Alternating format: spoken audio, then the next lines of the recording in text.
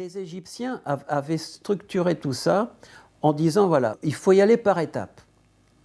Pour être bien dans sa peau, dans son être spirituel et corporel et mental et tout ça, il faut y aller par à coup parce qu'il faut s'apprivoiser soi-même pour apprendre à se connaître et à s'aimer. Se connaître, s'aimer, s'accepter, tout ça va ensemble, tout est relié. Mais comment faire? Alors, il faut y aller peu à peu. Et les Égyptiens disaient, voilà, votre cœur, c'est le siège de votre conscience.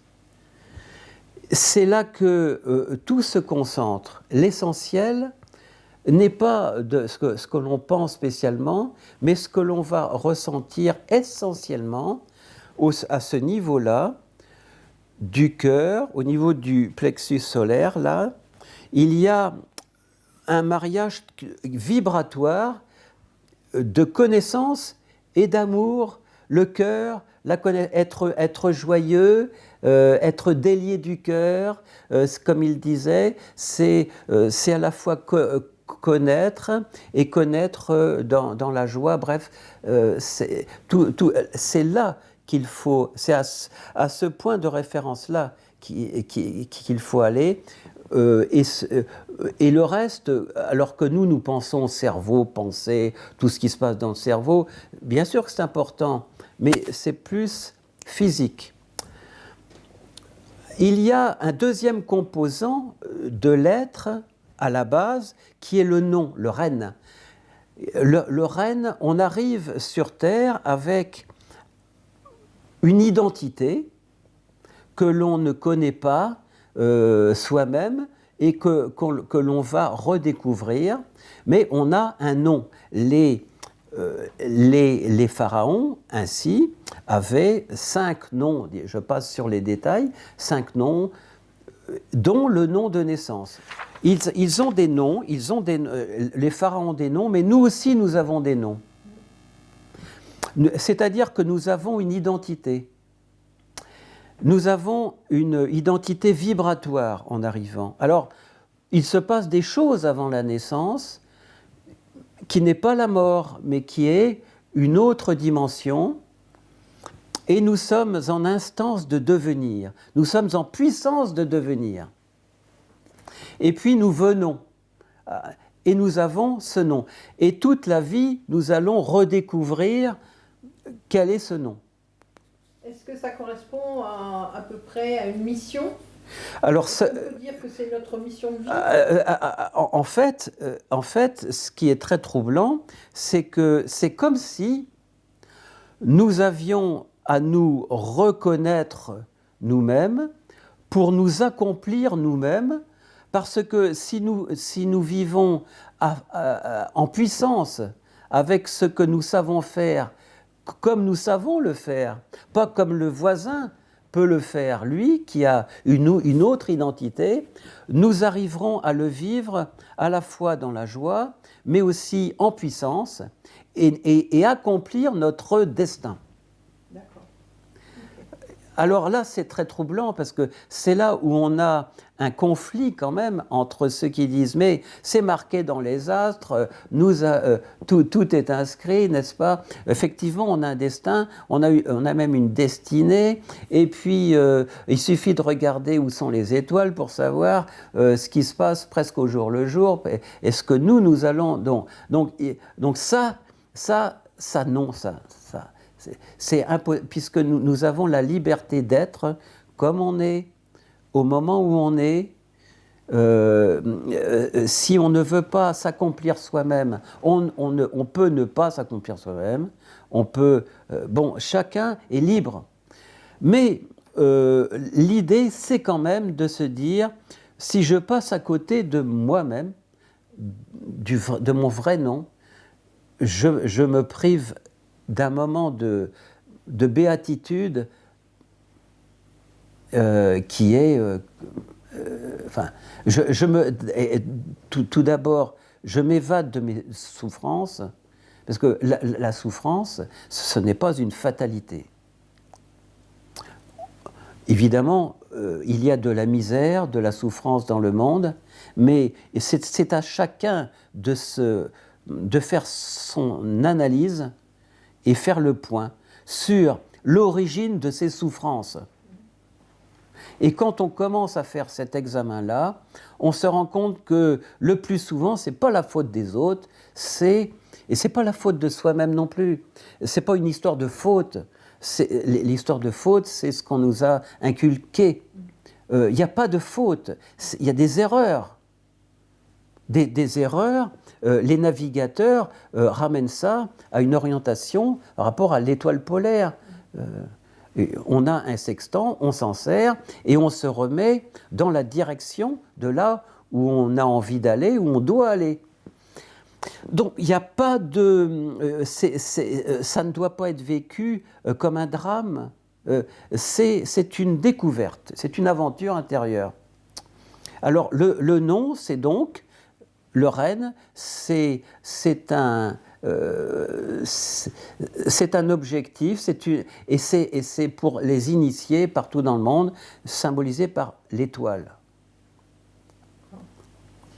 Le troisième... Alors le troisième, il est tout à fait extraordinaire parce qu'il est consubstantiel de notre structure physique, c'est le Ka. On représente le Ka comme ceci, avec des bras à l'équerre, des deux côtés du corps, et le Ka, chacun a son Ka, Ka-A. Et quand on commence à rentrer en nous-mêmes, on se rend compte qu'on est fait matériellement, physiquement, de deux cerveaux. On est fait que deux cerveaux, on est fait que deux parties du corps, la droite, la gauche, et que tout ça doit s'équilibrer, bon an, mal an, et que c'est très difficile à mettre en phase. Et c'est extrêmement difficile de mettre en phase le cerveau droit et le cerveau gauche, parce que ils sont... quand on est petit bébé, enfant, c'est très facile, il n'y a aucune difficulté, ça se fait naturellement. Mais quand on rentre dans la structure sociale, il faut opposer, où on oppose les hommes et les femmes, où on oppose l'intuition et la raison, où on sépare les parents, les métiers, enfin, bref, tout est fait pour nous saucissonner et que nous ne soyons plus que des fractions de nous-mêmes, les unes à côté des autres. Alors, plus on grandit, plus on s'éloigne de cette osmose, enfin, de cette union du droit et du gauche, du cerveau droit et du cerveau gauche, et plus on les oppose.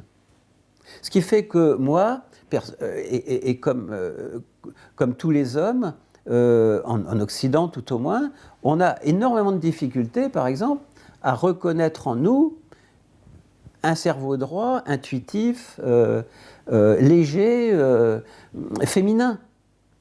C'est un symbolisme féminin assez léger quand même de rattacher la femme de l'homme à l'intuition. Il n'y a pas que ça. Mais en tout cas, c'est quand même le côté artistique, tout ça, c'est une réalité. C'est une réalité qui habite aussi les femmes, puisqu'on est fait de la même façon. Et de l'autre côté, il y a une raison qui est dominante, qui façonne le monde et qui met sous emprise les artistes, justement, les créateurs. Le monde actuel est dominé par la finance, des gens qui sont rationnels, mais jusqu'au bout des ongles, et qui n'ont pas une pensée élevée spirituellement. C'est la matière absolue.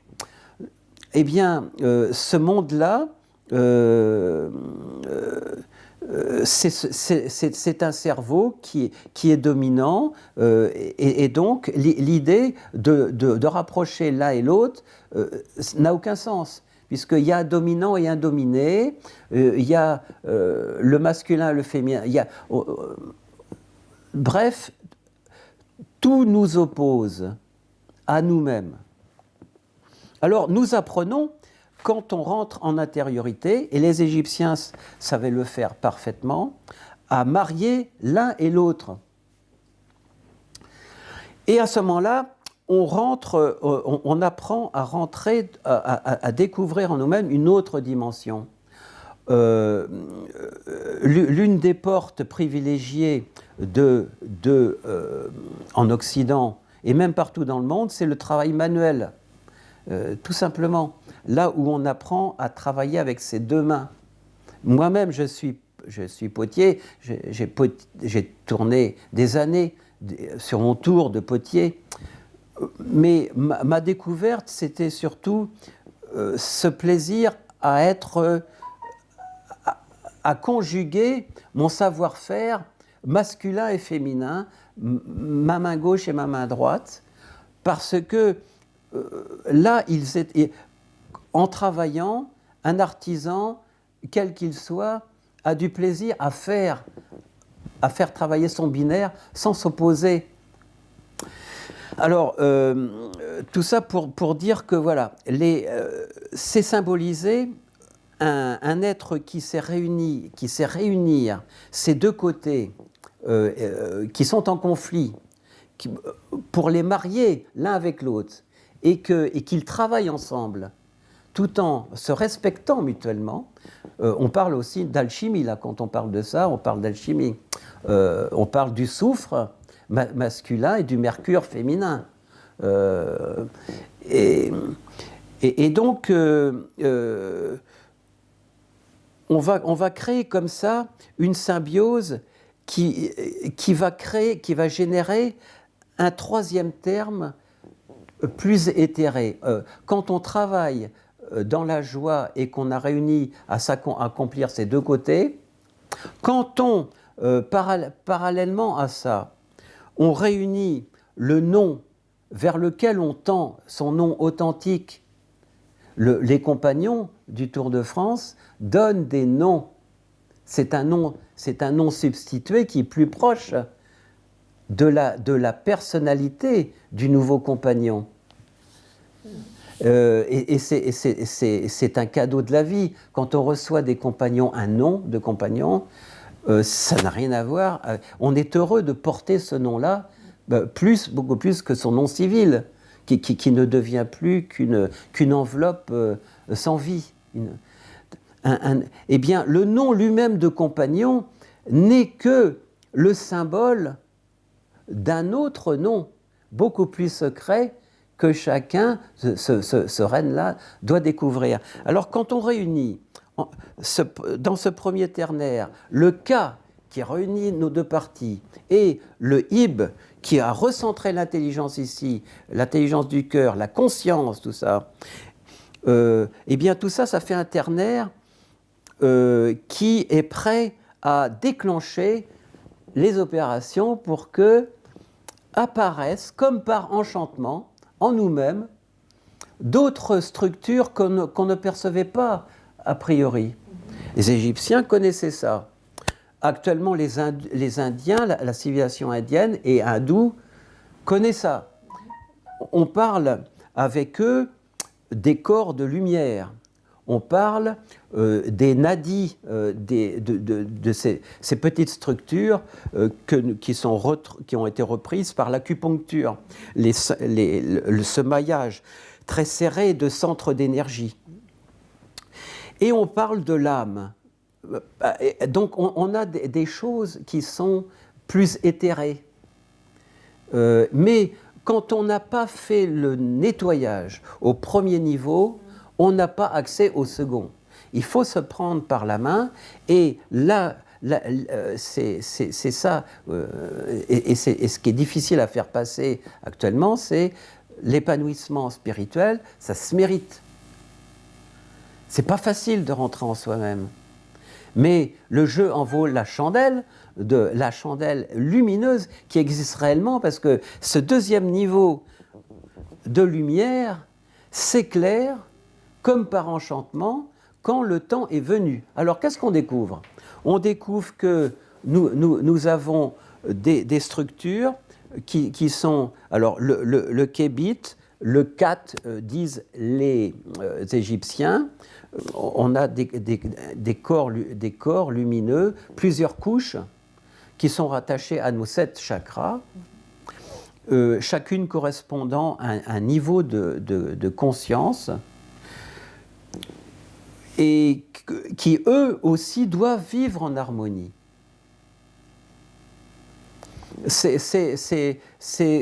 Là, on commence à rentrer dans un jeu qui est fascinant pour les esprits rationalistes. Alors on parle de l'harmonie des sphères, on parle de choses qui font rêver. Mais la réalité spirituelle ne fait pas rêver. Elle réchauffe le cœur. Quand on rentre dans ces dimensions-là, on est bien. On est comme dans un cocon. Et quand on parle de l'être lumineux, il ne s'agit pas d'un concept, il s'agit d'une vibration qu'on peut ressentir personnellement, comme par enchantement, on peut ressentir les vibrations des autres. Alors, dans ce deuxième niveau, à nouveau, un ternaire. À nouveau un ternaire. Oui, donc qui s'exprime de quelle manière par rapport au premier ? Alors, pour résumer ce deuxième niveau ternaire, il est plus éthéré et et sur le chemin d'une vie spirituelle, il apparaît d'une manière inattendue. C'est-à-dire que là, l'être spirituel rentre dans une dimension temporelle qu'il accepte de moins maîtriser que la première. Alors, excusez-moi, et je termine. À ce moment-là, se cristallise une notion extraordinaire qui est de la puissance. C'est-à-dire que il y a une puissance à se développer, une puissance de développement, et plus on se développe, plus on prend conscience de la puissance de ce qui nous entoure. Et il y a l'histoire de l'en-puissance, c'est-à-dire ce qui est en puissance, ce qui se prépare à être, mais qui n'est pas encore. Et on se rend compte que ce qui est en puissance, nous le vivons dans notre corps depuis toujours sans le savoir. Ce qui est en puissance, c'est l'influx nerveux qui va se déclencher et qui est en permanence actif. Mais ce qui est en puissance, c'est cet influx nerveux qui ne s'est pas encore déclenché. Mais physiquement. Et puis ce qui est en puissance, c'est les corps lumineux du deuxième niveau. Parce qu'on va comprendre qu'on va apprendre à jouer comme sur une lyre, une musique de soi-même, parce que on a pu le réflexe de saucissonner les choses, tout est lié. Donc ce qui est spécifique de ce deuxième niveau, c'est une acceptation de soi, de l'extraordinaire et en même temps un monde extraordinaire qu'on apprend à ne pas soumettre à sa volonté. C'est-à-dire à accepter que quelque chose d'autre nous imprègne, c'est-à-dire que notre volonté peut être soumise à une volonté supérieure qui est un peu la nôtre et qui est tout simplement, comme disait Sri Aurobindo, notre être cosmique, notre conscience. C'est tout simplement notre propre nous-mêmes qui est hyper puissant, qui se manifeste. Donc c'est un niveau d'accueil en quelque sorte. Voilà. Okay. Et alors le troisième niveau, le troisième constituant de l'être. Alors le troisième niveau, c'est celui de l'hyperpuissance réalisée, cosmique avec un sahu qui est la perfection. La perfection, on voit sur les statues que nous voyons dans les musées des statues égyptiennes, des personnages assis, dont les pharaons, mais il n'y a pas que, toutes les déesses. Là où il se passe quelque chose d'essentiel, ils sont assis sur des cubes. Le cube est la structure, c'est la perfection absolue. Parce que dans cette structure, à partir de cette structure, se réalisent toutes les autres. Il y a l'Ak. L'Ak, c'est une dimension de puissance, de luminosité, mais à un autre niveau. Autant le corps physique émet des ondes magnétiques et permet des miracles, parce qu'il soigne, il communique à distance. Mais ce n'est que celui du deuxième niveau. Autant cet être cosmique radieux est là en hyperpuissant. L'Ak, c'est un top qui est repris par Akhenaton pour symboliser sa toute-puissance, mais dans une vibration, un niveau vibratoire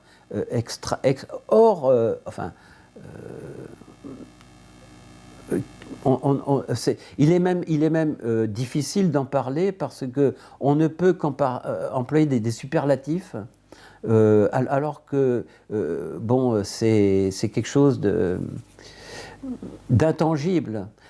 Bon, en tout cas, l'idée est là, et il faut croire ceux qui y ont goûté, parce que effectivement, dans cette dimension, on a, dans dimension cosmique, on a accès à d'autres niveaux d'existence, on va dire. Bon. Et le troisième terme, c'est le Shechem. Le Shechem, c'est la puissance de réalisation, la puissance. Je vais vous raconter une anecdote que chacun peut revivre par soi-même. C'est aller au musée du Louvre et dans cette salle où sont alignés une dizaine de lionnes Sekhmet. La lionne Sekhmet, émane de la déesse Sekhmet, émane de l'idée du Shechem, de la puissance. Eh bien, personnellement, moi, j'ai été transi par la puissance de la vibratoire de ces statues qui sont hyper puissantes. Et ça donne une idée, simplement, mais élémentaire, de la puissance qui habite l'univers depuis l'origine. Et les Égyptiens savaient invoquer cette suprapuissance pour l'invoquer et pour attendre, pour se relier à elle, tout en sachant que, un peu comme nous le vivons nous, savoir être humble et savoir que c'est là. C'est-à-dire que cette puissance-là qui est insaisissable, ce n'est pas une idée, ce n'est pas un dieu, c'est quelque chose d'incommensurable et vibratoirement hyper puissant, mais ça n'a pas de nom. Alors, bien évidemment, on appelle ça le Shechem, on appelle ça... Bon, il faut bien donner des noms, mais il faut le ressentir pour... Donc, en quelque sorte, ces 9 constituants de l'être qui sont organisés en 3 ternaires permettent une réalisation totale de l'être. Oui, où tous les niveaux sont reliés et sont en amitié les uns avec les autres. Là, on est dans un monde où on ne se fait pas la guerre. C'est une réalisation qui peut se faire de son vivant. Qui doit se faire de son vivant. et qui ne se fait pas, ne peut, et qui en même temps ne peut pas se faire de son vivant puisqu'elle est trop absolue. On ne peut pas atteindre le niveau. On est homme, on est femme, et donc on a une dimension humaine qui nous permet de saisir tout à des niveaux de supraconscience qu'avait atteint Sri Aurobindo, mais tout en restant dans une dimension humaine et en étant heureux de vivre sa vie sur Terre.